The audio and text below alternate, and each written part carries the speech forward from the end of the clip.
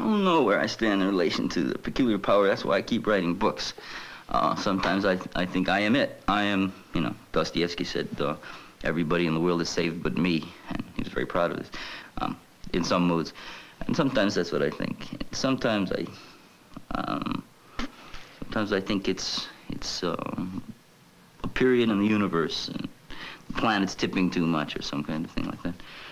It is true that everybody these days, however happy his life and however isolated he is from big city troubles or whatever, he has to be aware that kind of terrible moments are just out there at the edge.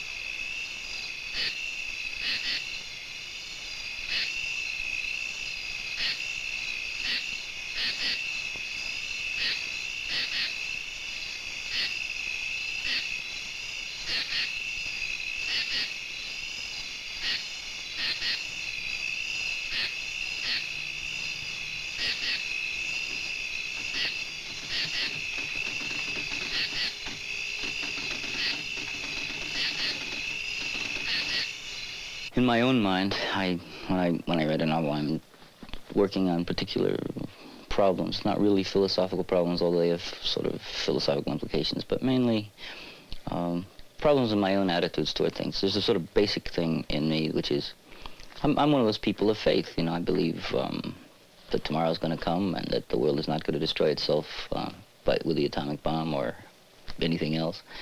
And on the other hand, well, I don't know. I've warring things. Everybody does, and every writer makes his plots out of them, I guess.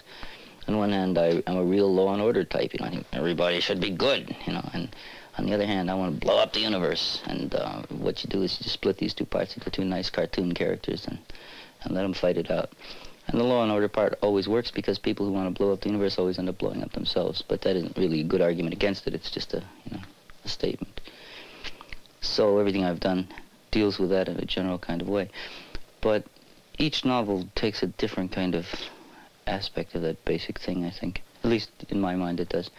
I was very much interested in Sunlight Dialogues, in sort of social things, and the alleged breakdown of, you know, American civilization and so on. In Grendel, I was interested in a completely different thing, which is the implications of Jean-Paul Sartre's philosophy and the people who followed him down to Marcuse and so on, and the people who went behind him. A philosophy which is I think, essentially paranoid and loveless and faithless and egoistic and other nasty things, all of which are very attractive to me, although I'm also on the other side. And so when I was doing Grendel, I wanted to apply in a modern setting the sort of basic things about that poem. And one of the basic things in that, well, the essence of that poem, it's about the tripartite soul and about the breakdown of reason and the man's desperate attempt to hang on to reason against what in the Middle Ages would be treated as very simple irascibility and concupiscence in the Platonic scheme. But that system comes up in disguise after disguise, and it can always be modernized. Like, you know, you can go Vishnu, Brahma, Shiva, you can go God the Father, God the Son, God the Holy Ghost, intellect, irascibility, concupiscence, super ego, id, and so on. It just keeps shape-shifting, but always that same thing. In fact, nobody's come along with any kind of faculty psychology to supplant it or adequately criticize it even. So when you start applying it in a modern setting, with modern ideas, taking Schopenhauer as your basis of will and so on and so forth, you get a different kind of thing. And so what I wanted to do in Grendel was specifically psychological. That is, I didn't want to go through the details of how a guy, you know, gets his breakfast and gets his lunch and goes to work and all the realistic kind of business. The kind of thing that makes a man nihilistic in real life takes you 200 pages to write, you know. But in a fable, you can say, one day Grendel met a dragon, and the dragon said, "Stupid, stupid, stupid," he hissed. "The whole damn kit and caboodle. Why did you come here? Why do you bother me? Don't answer," he added quickly, stopping me. "I know what's in your mind. I know everything. That's what makes me so sick and old and tired." "I'm sorry," I said. "Be still," he screamed. Flames shot clear to the cave mouth. "I know you're sorry, for right now, that is, for this one frail, foolish flicker flash in the long, dull fall to eternity. I'm unimpressed. No, be still." His eye burst open like a hole to hush me. I closed my mouth. The eye was terrible, lowering toward me. I felt as if I were tumbling down into it, dropping endlessly down through a soundless void. He let me fall, down and down toward a black sun and spiders, though he knew I was beginning to die. Nothing could have been more disinterested. Serpent to the core. Poor Grendel. I used to be the teacher of ceramic sculpture here, and one of his students was a very good salt glazed potter. So I asked him to make me a little dragon. And, he got carried away. It's a sad thing, you know, that you can't see the face because it's terrifying. That's the best thing about it, and that's typical of him too. It's sort of, you know, a Chinese trick of do your best thing only for the gods. Characters in my books frequently spout philosophy, but it's always mock philosophy. Really, the best of example of that is in The Resurrection, where I wanted this guy to be a Collingwoodian philosopher who, on a basis of Collingwoodian philosophy, could see the error, a really fundamental error in Kant on aesthetics. And I was very proud that I saw it, and I'm absolutely sure I was right, and I kept being tempted to write a philosophical essay to show, hey, John Gardner is a philosopher, right? But if you're writing a novel, you can't write philosophy, at least not if the novel doesn't let you. If my stuff is bleak, the one thing that resists bleakness kind of is that people do love each other. Like, the Sunlight Man doesn't love anybody very much, but Plumley does.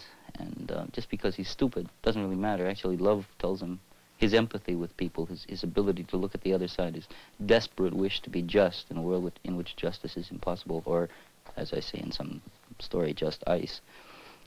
That love thing is central to everything. Like in Wreckage of Agathon, what it really is supposed to come to is that Peaker at the end of the disciple at the end of the novel, does know about love, and does pull all the other things together. In another mood, I do things like Jason Medea, where love is conspicuous by its absence, and finally, the world is so bad that you can only, fight back with love. Ultimately, that's, of course, the old Presbyterian in me, and that's all that's left of it, the Christian. It's the grace doctrine, that is to say, you don't win by your own efforts, and in the world that I understand, that is to say, this world we're in, this terminal world, finally love happens to you, and it even happens to Grendel. Grendel resisted desperately from beginning to end, but when he says, poor Grendel's had an accident, so may you all, it seems to me that that's a blessing as well as a curse.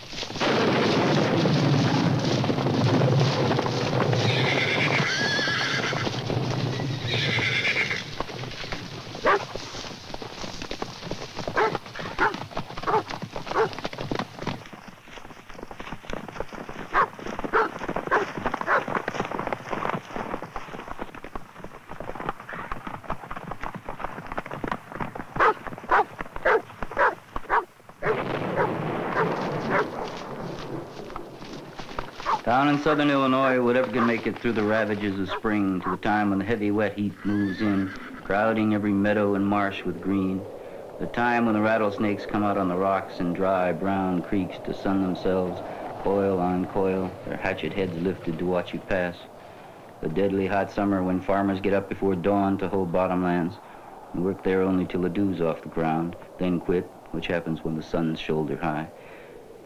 In summer, I was saying, the wind.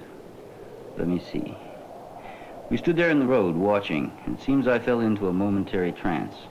The storm came plunging northward toward us, and it never even crossed my mind that I ought to seek shelter.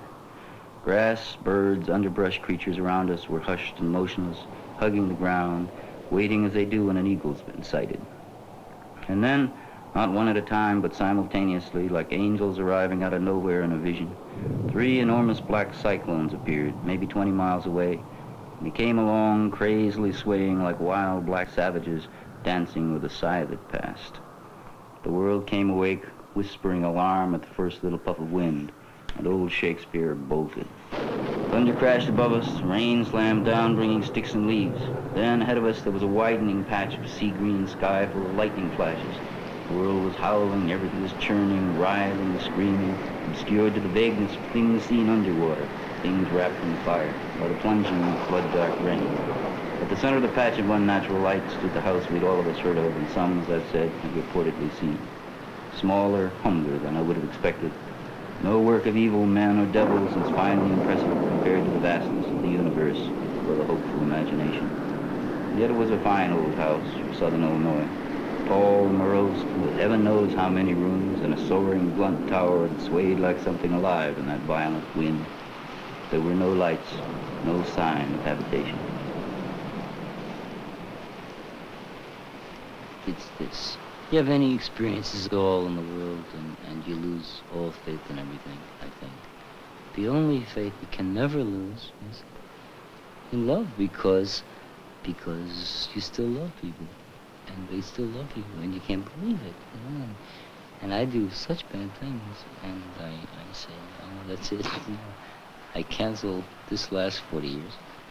And then my wife holds me, and she knows, you know. You're poor, dumb, stupid, you're miserable again, but it's all right. And then it is all right.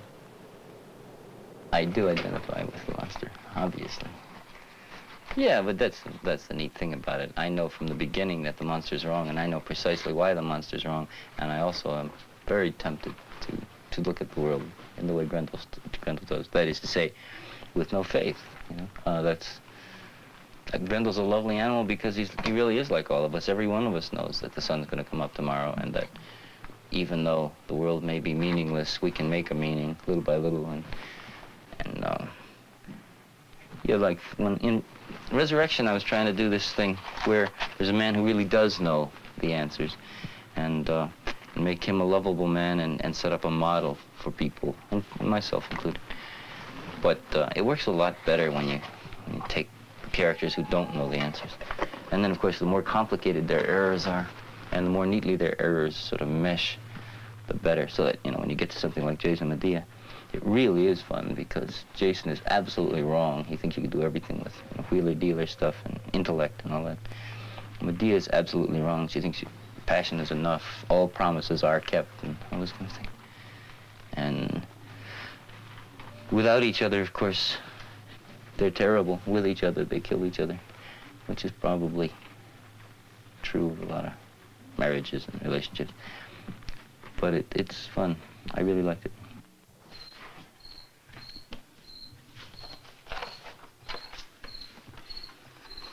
In a distant time, I saw these things, and in all our times, when angry Medea was still on earth, and the mind of Jason struggled to undo disaster, defiant of destiny, crushed.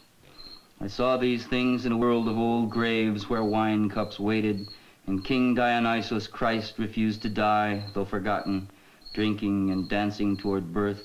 And Artemis, with empty eyes, sang life's final despair, proud scorn of hope, in a room gone strange, decaying, a sleeping planet adrift and drugged, while deep in the night, old snakes were coupling with murderous intent.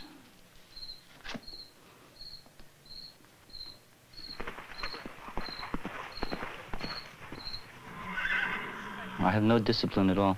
I write the way heroin addicts take fixes, you know, whenever possible, I write.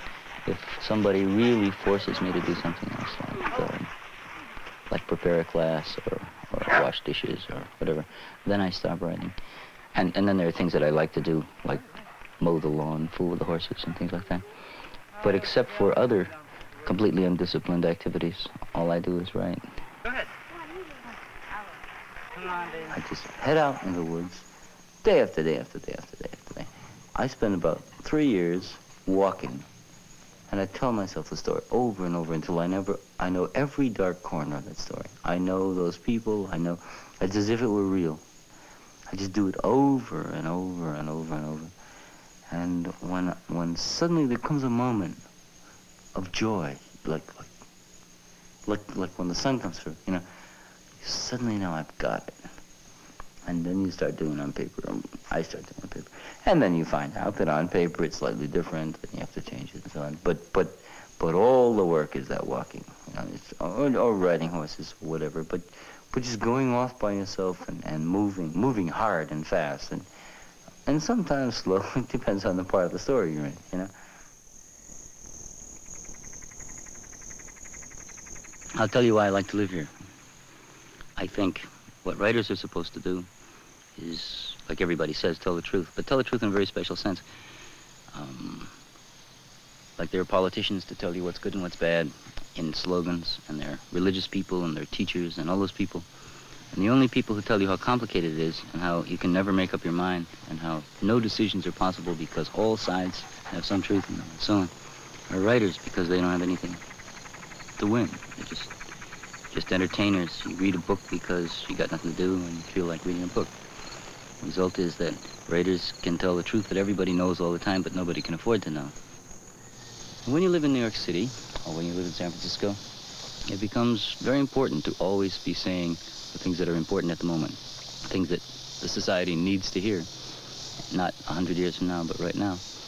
When you live here, you live around people who don't know the complications. They got their simple prejudices and their simple loves and hates, and you're in touch with creatures and animals and hills and all that kind of stuff. And so you lose the ability to be complicated in a sophisticated way. You lose the ability to take shortcuts and all that kind of stuff. You have all the time in the world, because in a place like this, like I grew up in Western New York, which was like this then, but now it's complicated and all that. And what I do is so complicated I have no room for a complicated life.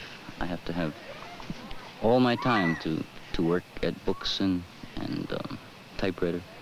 And it's pretty easy to run a house around here so that Joan can compose and the kids can be kids and I can be a writer.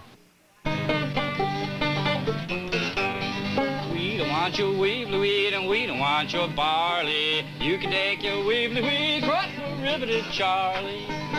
Such a time I had with that bonsai tree. You know how to do it. Withering away.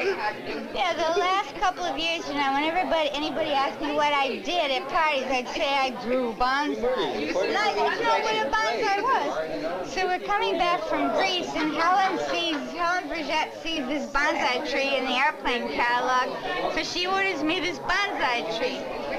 $55 for a 52-year-old tree. We murdered it according to the instructions. Right. How to deal with the bonsai tree, and Helen says, aha, you've been telling people for years you grow bonsai trees, and now you do it. Joan can lean against an oak tree and it dies, right? And so she gives her a bonsai tree. Oh, 54 years for nothing. Right. So I scrape off, and it never tells about it. It tells about how to build the perfect environment for this bonsai tree. Should be built out of, 7 sticks on the left, 5 on the right, and all of this. They're all in that Japanese English, you know. Taking your bonsai tree, please. Yeah. It must be.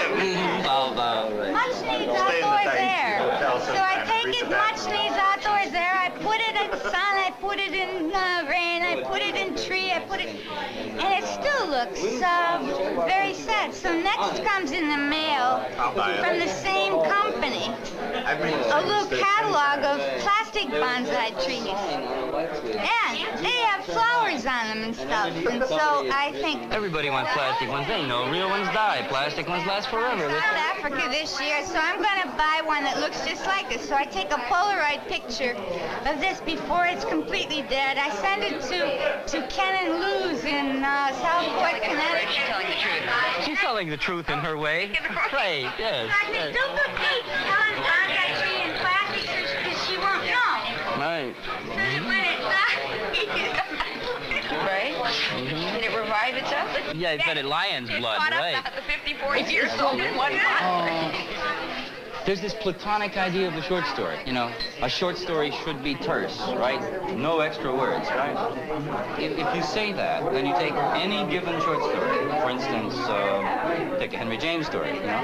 You immediately start rewriting the story, and you're going to turn it into a Gene Stafford story, you know? Or you take a Faulkner story, and you're going to turn it into a Gene Stafford story. And everything is going to come down to, finally, no matter what the guy writes, you're going to revise it for brevity, you know, for quick, punchy, you know, all that stuff. And it's always going to be Gene Stafford. And like, Gene Stafford was nice, but she is not the platonic idea. There is no platonic idea. Ultimately, a guy's got to do it his own way. And so the kind of teaching that I really respect is teaching that tries to see what that kid is doing, you know, and then tries to help him do it better his way, even if you hate it, you know. I went to Iowa because Iowa was where all the writers go. I was writing something that was rather different from what other people at the workshop were writing. And at that time, it was, of course, a lot worse than what the people in the workshop were writing. But I didn't like what they wrote. And when I got good, I didn't want to be like them when they got good. And so I sort of wrote privately and took medieval courses.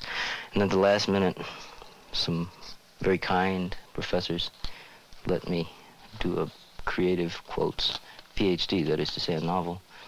And I had been taking workshops all along. I had a very nice deal with the workshop there. They were very good teachers all that time. In fact, some of the very best writers in America. Saul Bellow was there, and Herb Gold, and Robert O. Bowen, Margaret Young, I spent some time with, Vance Burgeli, etc. And I would write and turn in my stories into their mailboxes and not go to any classes. And at the end of the quarter, get back the stories with the A's on them and no comments. And that was very nice. I didn't want any comments because some writers really want to learn how to write correctly, you know.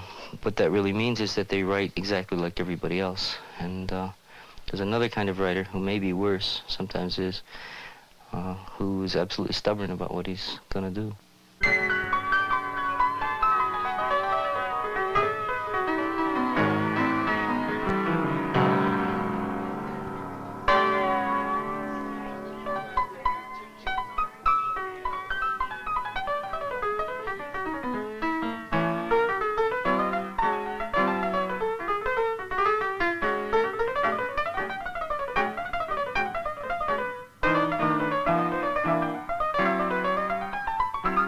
Joan drives slowly, as she always does after those drunken parties, clinging to the wheel with both small blue-white hands, her jaw thrown forward.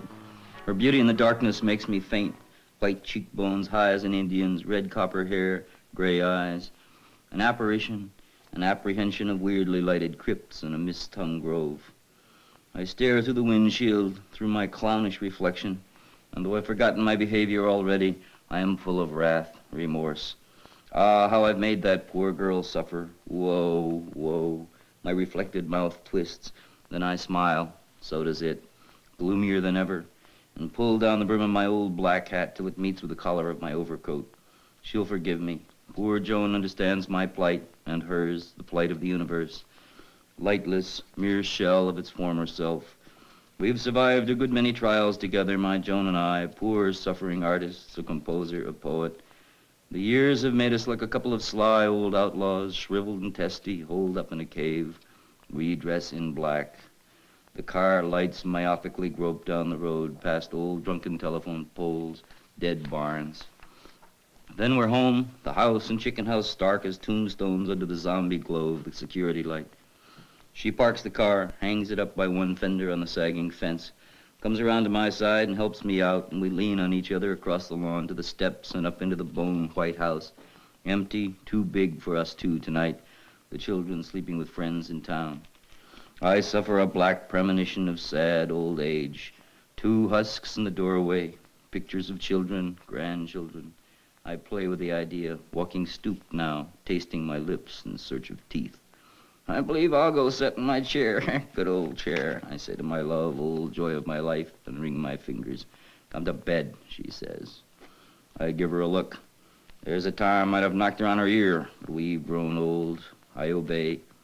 She pauses at the top of the stairs to catch her breath, one hand on the newel post, the other on her heart. Tick, tick. Ah, whoa. She was beautiful once. I watch her looking at the painting of our daughter. She glances back at me, a thought in her mind. She, too, our Lucy, will grow womanly, beautiful, but time will blast her. Her flesh will sag like an elderly dog's. They, too, have their flicker, their hour as art like Snow White's stepmother, Cleopatra, Eve. She looks down, silent, a kind of snag in time. At last we continue on our arduous way, come huffing and blowing to our room, cracked plaster, and fumbling, helping each other as we must. We get ready for bed, take our teeth out. I am 92. The planet is dying. Pestilence, famine, everlasting war. The nation's in the hands of child molesters. She says in the darkness, I miss John Napper. I grunt, swimming back, unwinding time, and I smile, foxy. I pat her hand. I have half a mind to get up and write letters, give all my enemies heart attacks. I am sober, as still as midnight, full of joy.